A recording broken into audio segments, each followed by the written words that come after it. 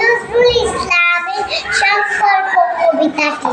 থাকবো থাকো বদ্ধ ঘরে, দেখবো এবার জগৎটাকে কেমন করে ঘুরছে মানুষ যুগান্তরের ঘূর্ণিপাকে। দেশ হতে দেশ দেশান্তরে ছুটছে তারা কেমন করে, কিসের নেশায় কেমন করে মরছে যে ভিড় লাখে লাখে, কিসের আশায় করছে তারা মরণ মরণ যন্ত্রণাকে।